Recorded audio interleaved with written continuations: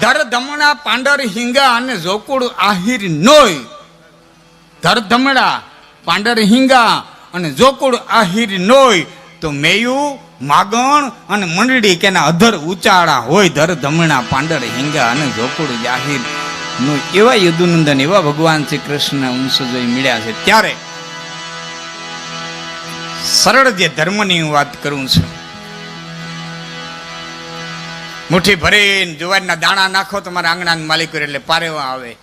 મુઠ્ઠી ભરીને ચોખા નાખો એટલે ચકલા આવે. 2 મણ લીલું નાખો તો માં ગવેત્રી આવે. મુઠ્ઠી ભરીને હાથા મોતી નાખો તો કદાચ ને રાજ હંસાવો હોય તો આવે. અને એના આંગણાના માલિક ઉકેડો કરો એટલે ગધેડા પાટું આવે. તો આપણે જેવું આંગણું તૈયાર કરી એવા પધારે.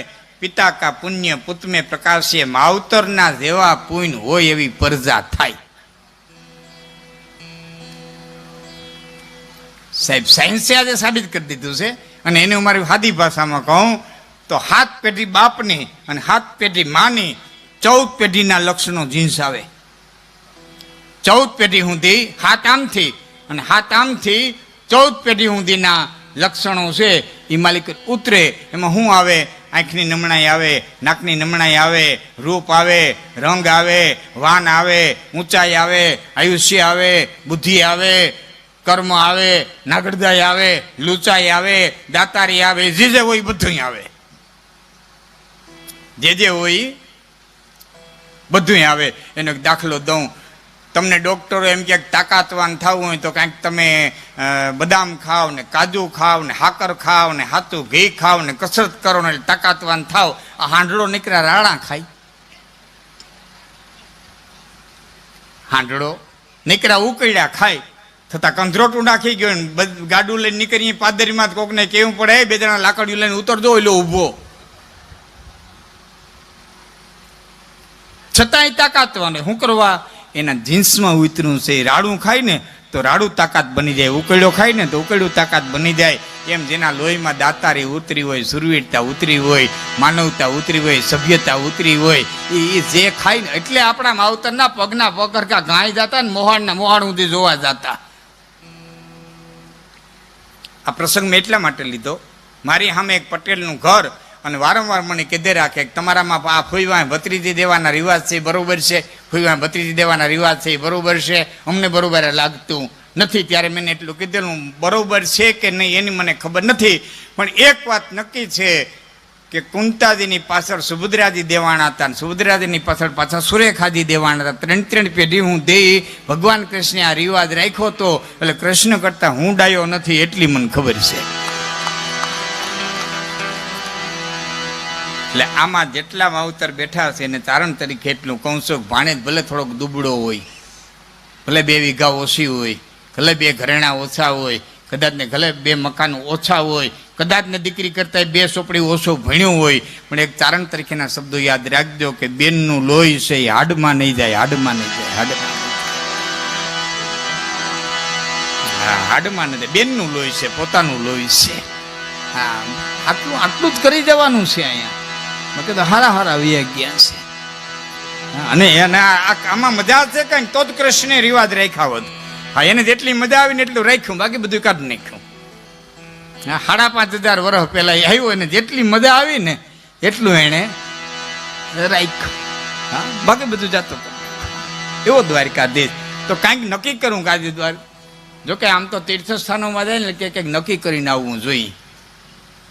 હા, ગંગાજી નાવા કુટુંબ ગીતું ઘેરે આવીને પછી વાતું કરતું તો ગોરબાપાએ આપણું રાખ્યું બહુ, ગોરબાપાએ આપણું રાખ્યું બહુ, ગોરબાપાએ આપણું રાખ્યું બહુ. ત્યાં ઝીણકા છોકરાની વહુ બોલી કે આપણે ગોરબાપાને ઘણું રાખ્યું, 2 ટબુડીઓ રાખી, 2 ધોતિયા રાખ્યા, 1 તરભાણું રાખ્યું, હું ક્યાં પાછા દે આવી. હવે ગંગાએ નાઈ આવે ને ગોરના ટકા કરી આવે એ બીજાને મૂકે. એ તો દાતારી સુરવીરતા એ તો જીન્સમાં ઉતર્યું હોય. હા, અહીંથી અમે દાતારીની વાતો કરીને કાલે આમાં કોઈ લોભીઓ બેઠો વિચાર કરે કાલથી દાતારી શરૂઆત કરી દે. ભૂલે ન ખાતા કોઈ દહ્યું નો દહ્યો ગો તો બેઠા હોય ત્યાં સુધીનો તાવ હોય. જેને ખોરડે 4 પેઢીના પુણ્ય ભેળા થાય ને એક દાતાર જન્મે.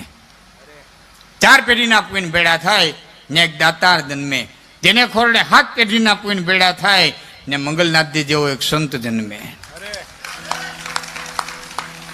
7 પેઢીના પુણ્ય ભેળા થાય ત્યારે એવો સુપાત્ર સંત આવે અને જેને ખોરડે 101 પેઢીના પુણ્ય ભેળા થાય તેથી અખિલ બ્રહ્માંડનો માલિકને પગલિયું પાડવા માટે થઈને આવે, પગલિયું પાડવા માટે થઈને આવે. અને એ માટે થઈને કવિ કાગને પણ એમ કેવું પડે કે કાગ ફળિયામાં રમે ઓલો અડવાણો રે, કાગ ફળિયામાં રમે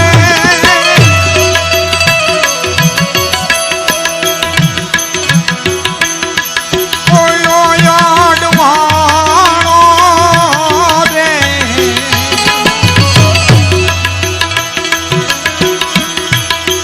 મારી તારા ફથિયાનો સરદાણો નહીં હું પાણો રે, માતાજી તારા માગણા રે.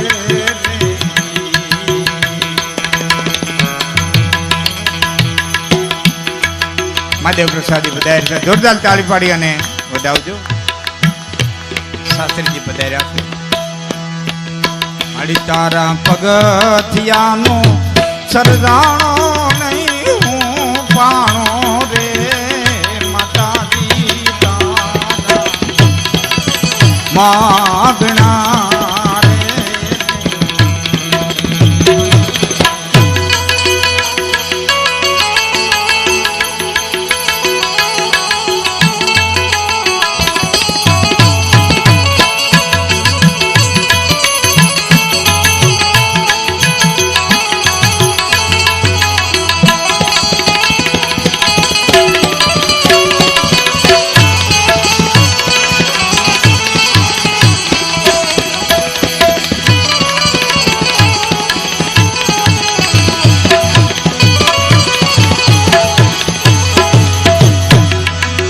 મારી તારા કેટલા માની યાક માણી રે, નંદરાણી તારા માગણા રે, માગણા રે.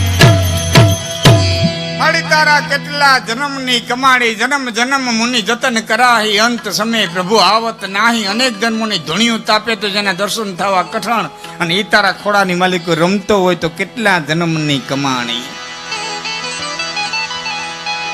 અકબરની સભામાં એક વખત પ્રશ્ન પૂછાણો તો જગતના પટમાંથી ભીખામાં પ્રશ્ન પૂછાણો કે જગતના પટમાંથી સુખીમાં સુખી ભાગ્યશાળીમાં ભાગ્યશાળી કોણ?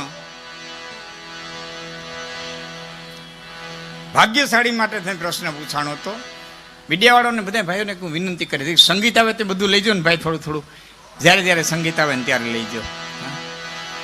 ભાગ્યશાળી કોણ? જેની પાસે ધન હોય કે નાક, જેની પાસે બળ હોય કે નાક, જેની પાસે પદ હોય કે નાક, જેની પાસે સત્તા હોય કે નાક, જે હામટા ભાઈઓ હોય કે નાક, હામતો કુટુંબ હોય કે આ દુનિયામાં ભાગ્યશાળી કોણ? તેથી રસખાનજીએ કીધું તું કે મહારાજ ભાગ્યશાળી હોય તો એક ઠેકાણે મને જોવા જડ્યા છે કે ઈ કોણ?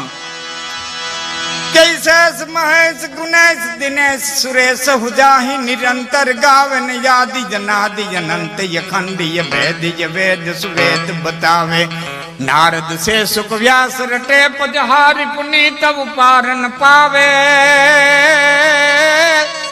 ताही अहीर किछो हरिया छछिया भरी छाछ पे नाच नचावे ताही अहीर किछो हरिया બ્રહ્માજીના ગુણ ગાય શેષ મહેશ ગુનેશ દિનેશ. વ્યાસ લખી લખીને થાકી જાય છતાં જેનો પાર ન પામાય એ પરમાત્માને આયરની છોકરીઓ સાઈના વાટકા હાટું થઈને ગોકુળના પાદરમાં નચાવતી હોય તો આનાથી મોટું ભાગ્યશાળી જગતના પટમાં થાય કોઈ નથી.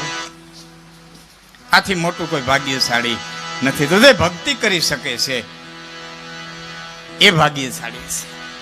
હા, હું એના માટે થઈને એક સામાન્ય દાખલો ઘણી વખત દઉં.